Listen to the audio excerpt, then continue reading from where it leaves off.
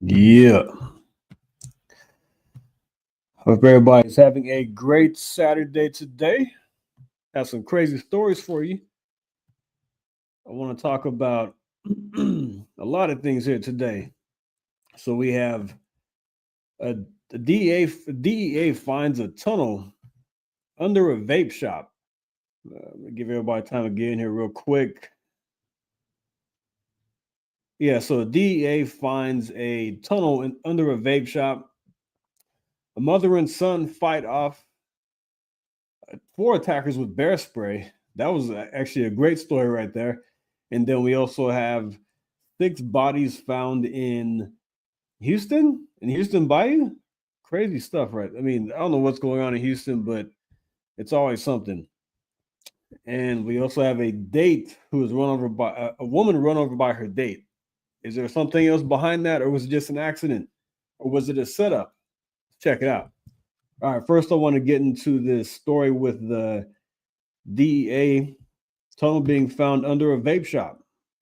Recently discovered on the southern border, DEA agents uncovering a 25-foot tunnel allegedly being used to smuggle drugs. The tunnel was under construction beneath a vape shop in Laredo, Texas. Authorities seizing cocaine and marijuana, as well as construction gear used to build that tunnel. News Nation's Jorge Ventura is live for us there in Laredo. Jorge, what can you tell us?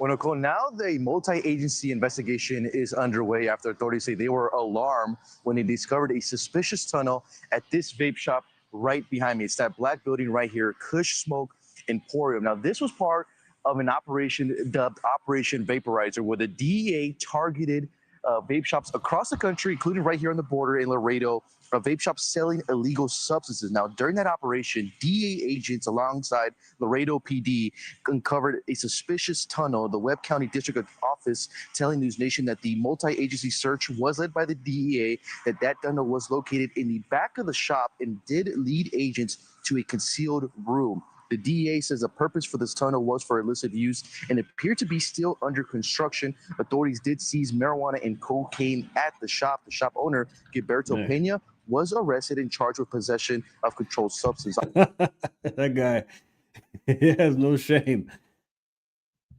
Operation Vaporizer was launched to crack down on vape shops selling vape pens with THC or other illegal substances. A total of 22 shops were inspected here in Laredo. Just one other arrest was made aside from Pena. Now, investigation into the tunnel is now underway for possible ties to a criminal organization. Laredo is a key entry smuggling point for some of the most dangerous cartels just across the border. There is a follow-up investigation being done. That has to be the most gleeful mugshot I've seen in my life. Forensics through phones and other data that DEA and local and state authorities are looking to see if this was part of a bigger organization. There always seems to be ties, being that we are on the border here in Laredo, Texas, with Mexico. We are the gateway city into the United States. Now, Laredo PD says that in the next coming days, a separate unit will go into that vape shop and then dismantle that tunnel. Texas DPS tells me because of the latest crackdown on illegal immigration, cartels are relying more on tunnels and drainage systems for drug and human smuggling here on the Texas border, Nicole. Live for us there in Laredo. Thank you. Thank you for watching. Man, very sophisticated. Wonder how long it took that tunnel to be built. But we knew that the cartels were going to find more ways to smuggle drugs into the United States once Trump got into office and they started cracking down on illegal immigration. So, yeah, wild story right there. And I wonder how many more across the country have been doing this and how long it's been going on. But they're very sophisticated and they always find ways. All right, now here is a crazy story. A woman was run over by her date's vehicle. A driver claims that he was fleeing a robber. This is down in Houston. Houston police say they are now investigating a hit and run that happened on the southeast side, but there are a lot of twists and turns to this one. Fox 26's Leslie Dallas Sports breaking down this bizarre case. Multiple 911 calls were made to HPD Thursday morning after a woman was struck by a car, but there are multiple parts to this story. Here's what we know. HPD says a woman man who used to date went out there. Man who's having then dropped the woman off on Dennis and Nagel Streets. As she went to hug him goodbye, she was hit by his car. How'd that happen? Well, the driver told HPD that he was robbed and a man jumped through his open passenger window here and held a gun to his head. So the driver claims he drove forward, trying to shake off the robbery suspect, who was only partially in his car. Instead, he says he accidentally hit the young woman. She was taken to the hospital with serious head injuries after someone saw her in the road and called 911. But the driver didn't stop after hitting her. He told police that he was attempting to shake the would-be robber, and he attempted to hit a tree. Instead, he hit a gate here at Ryan Middle School on Delano and Elgin. Someone there made another 911 call, but when police got there, the driver was. Now, HPD says that Bella Street, where he jumped into the backyard of a woman's home, she didn't want to be identified on camera, but she told us what she remembers. And I heard someone knocking on my glass door, and he was hollering his name. And so after that, he wanted me to call his parents. I called his parents, and then his parents came, and I told him I was calling the police. So I called the police also, and he said he was hurt. So I called the ambulance also. I never opened my door. And then from then on, the police got him and his parents. Very smart of her not to open the door. But a lot of people in the comments are wondering if this was a setup by the woman. Was out there with him. I'm sick, so I'm feeling real bad. And I hate he even did anything like that. And I don't want any of his people, any of his relatives. I don't want him around me or anything. I don't know who the lady is, but I hate that he has hit this lady like this, and I hope that she'll be okay. Now, HPD says the woman does not want to press charges against the man who was driving that vehicle, and they are still investigating the alleged robbery. But at this time, they tell me that the man driving the vehicle is still a suspect in this case. Reporting in 3rd Ward, Leslie Delaspore, Fox 26 News. Crazy stuff. Crazy, crazy, crazy.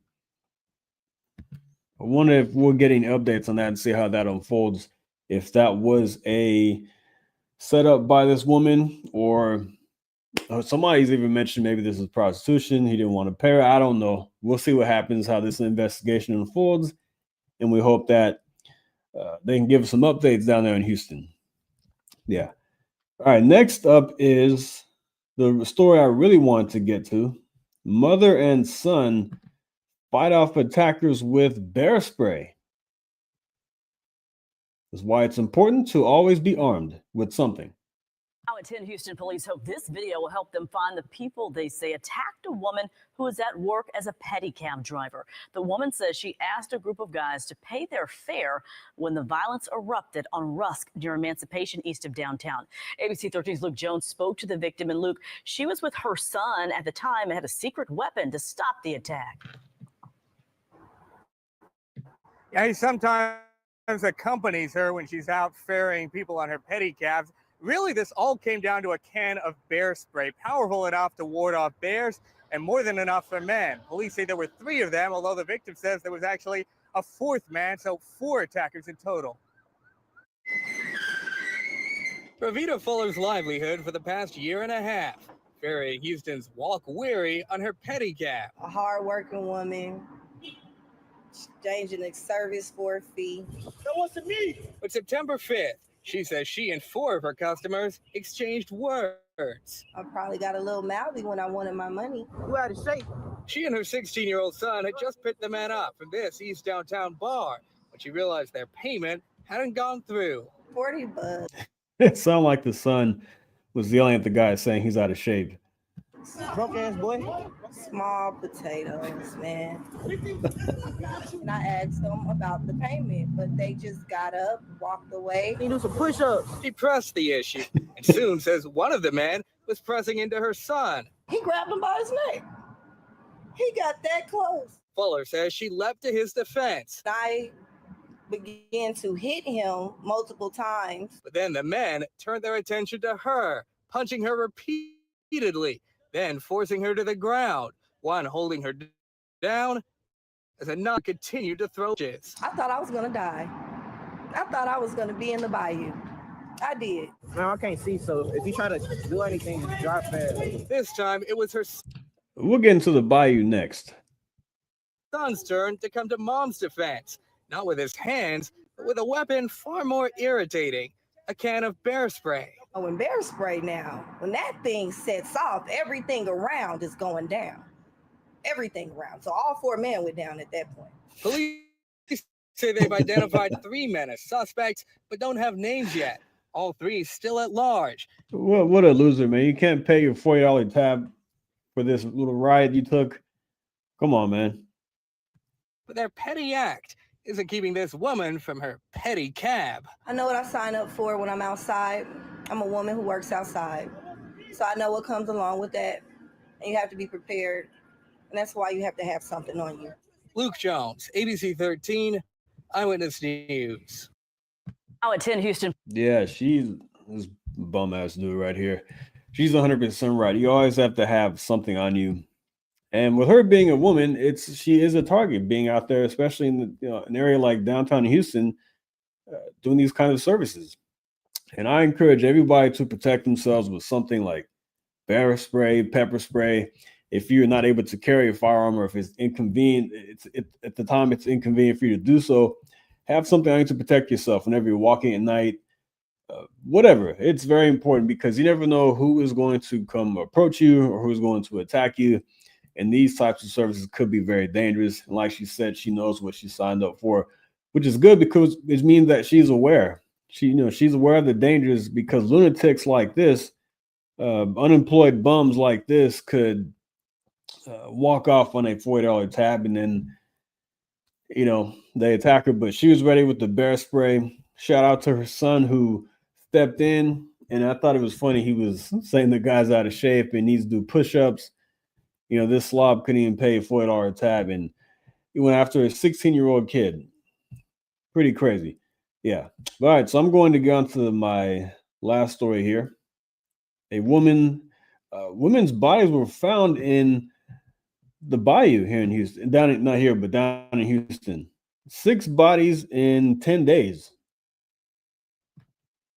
Very vocal about what they want to see in response to this. Tell us. Yeah, Len, our comment sections on social media are filled with people saying more surveillance cameras are needed along the Bayou. City leaders tell me that's just not feasible, but criminal justice experts say cameras might be the best way to prove city officials and police have been saying all along that no serial killer is on the loose. Another body found in Houston's bayous. Police say a woman was spotted in the water near Commerce and Millam Streets around 11:30 last night. Officers were alerted to this by people that are riding by on scooters, and when they noticed something that appeared to be a body. This is the 6th body recovered in bayous in less than 2 weeks, leading many to believe it's the work of a serial killer. City leaders saying earlier this week that's not the case. There is no evidence that there's a serial killer loose on the streets of Houston. But the public wants answers. KHOU 11 viewers, Hannah, Lucy, and Chris, all commenting on our posts online, asking for more surveillance cameras by the water. I brought that to City Council member Carolyn Evans-Shabazz. A lot of people have come to us asking for more surveillance by the water. Is that something the City Council is looking into? I have heard that suggestion, but I don't know how we could implement that. To say that we can install cameras, we would have no idea where to put them, because we don't know where the bodies went into the bayou. To be honest, serial killers are very rare. Even so, criminal justice expert Krista Gehring tells me more cameras might be what's needed to put those rumors to rest. I mean, weren't there cameras in that walking trail where up in Arkansas where the guy stabbed the 2 parents? I'm sure they could find a way to do this. How important is it to try to show that to people who are convinced there is a serial killer? I think it's very important because obviously when you have these bodies showing up seemingly all at once, there's obvious concern. The camera might actually capture where an individual falls into the bayou or has an accident or is intoxicated or whatever, because that's likely what is happening. Now, I also reached out to the Houston Parks Board, which manages many trails around the bayous, and asked if they planned on installing more safety measures, including cameras. They sent me a statement only saying in part, quote, as with any public space, residents should remain aware of their surroundings, stay cautious and vigilant, and if you see anything, call 911. They add that they rely on the city and county's law enforcement departments for public safety. I also reached out to Houston Police this afternoon for more updates on any safety measures here, but they only referred me to a press conference they had earlier this week with the mayor. Reporting live downtown tonight, Orko Manna, KHOU 11 News. People awfully worried about what's happening here. Orko Manna, Yeah, I'd be worried too. 6 people in 10 days? I mean, that's, I don't know, quite a bit. But I'm going to cut this live stream short because I had another story for it, but I want to make a regular length video on it. It's about something that happened in Garland, Texas. I will make a video on that within the next 24 hours or so and have that posted for you. I want to attach some other videos to that as well. Yeah, pretty wild stuff. So hope you like this live stream. If you're not watching live, thank you for going back and watching this. If you missed something, go back to the beginning. We had a few stories for you. We had the story about Houston in the Bayou in the area of Houston where 6 bodies in 10 days, mother and son fighting out 4 attackers with bear spray, taking them all down. We had, what else do we have today? A tunnel uncovered by the DEA under a Texas vape shop, and the woman struck by her date after he dropped her off. He did a hit and run, but he says that there was a robber. Somebody jumped in his car and tried to rob him. So yeah, I will see you next time. Thanks for watching, like, and subscribe, and I will see you next time. Thank you. Take care.